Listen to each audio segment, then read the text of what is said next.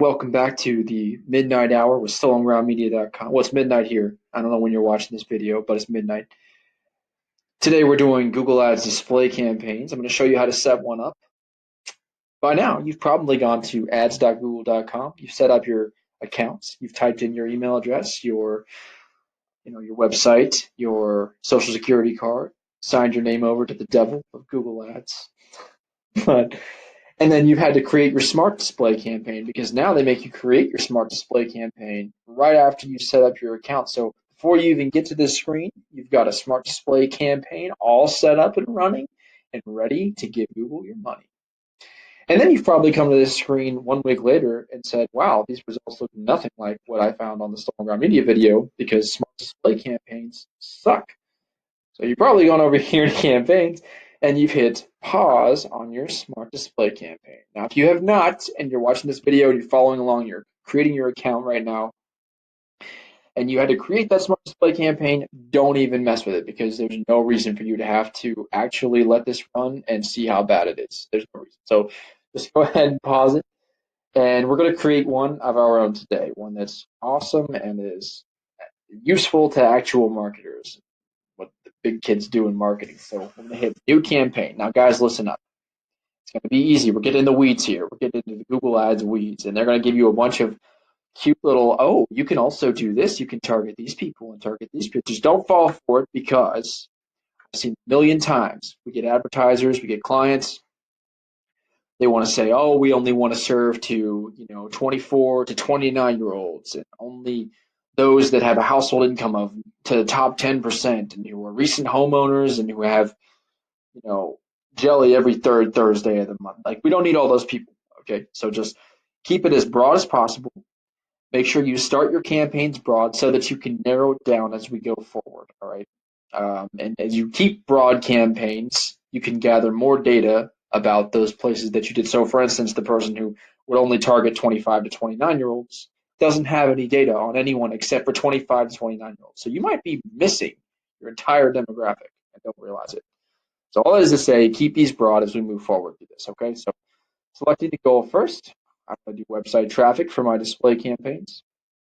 I know we're doing a display campaign because that's the name of this video. If you're looking for an SEM campaign or a broadcast or a newspaper campaign, you're on the wrong video. Just standard display campaign. We're going to stick to that. Obviously not smart display campaign, Gmail campaign we can talk about later, but we're not doing that either. So our business website, we'll just type in the domain, stolengroundmedia.com. Awesome. Got to move my icon. It's big K. Okay, moving forward. So now we're going to name our campaign. For me, I know I want to promote my new article. It's called Why Brand Awareness Campaigns Work. Okay, listed right over here. It's StollenGroundMedia.com. I'm going to copy this URL. We're going to need it later. For my locations, I want to enter another location. This already populated because I've been doing other ads through Cincinnati, Ohio. But if it didn't, I would just switch to enter another location. You can type in your location. I want to do Cincinnati. I can choose from the Nielsen DMA region or just the city limits, and I'm just going to do the city limits. You can also do a radius if you want to. Advanced search takes you over to radius. You could type in Cincinnati and then adjust your radius size if you want to. Okay, moving forward. I know I want to target English speakers. And for my bidding strategy, I don't want to do anything in this drop-down box, even though they're the recommended boxes. We got to select a bid strategy directly. Look how they do this. Like, this is so backhanded. Or comma, select the bid strategy directly. Not recommended, but we know it works, so we're going to select it anyway. So we're going to choose maximize clicks for our bid strategy, and we're going to set a max cost per click bid limit at 25 cents. If you're spending more than that, you're running a Facebook campaign. Brand awareness should be cheap. Should be cheap, guys. Brand awareness, especially for Google. Google Ads does such a great job of this on their display campaign. It reaches everywhere. Any website, basically, that promotes that promote to advertisers. You can show on those ads, and you can reach your audience based on what Google knows about them, and they know a lot about you.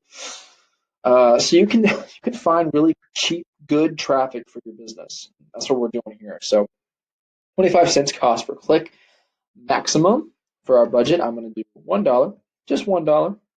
I'm a small business. I ain't got a bunch of money to spend. Within these advanced options, I'm just going to note three things. First of all, your advertising should be optimized. Prefer your best performing ads. You don't need to select any of the other ones. You can do rotate ads indefinitely, but only if you're testing a lot. And for now, let's just get the swing of how this works. Your ad schedule does not need to be your business hours. Does not need to. We're in the brand awareness play right now, which means we don't have to reach the audience members only during business hours. We're going to do all day. And you can also choose a start and end date. If you want to do an end date that's not, or if you want to specify an end date, you can. Or if you want to choose a start date that's not today, you can do that as well. Okay, now we'll name our ad group. We'll name it by the audience. So for instance, you could choose marketing for your ad group. For our purposes, I'm just going to do relevant audiences. Since we're letting Google provide us with audiences, and we're going to choose the most relevant ones. Okay, so for search, I know I'm trying to reach, for stolengroundmedia.com, entrepreneurs. So I'll just select a couple entrepreneur ideas and add them to my audiences. I can also come over here to ideas. Google will automatically give me a couple different ideas based on what I've chosen in the search section. Business professionals, people looking for advertising marketing services might be good, or I can come over here to browse and drill down on all of these and choose people specifically. Okay.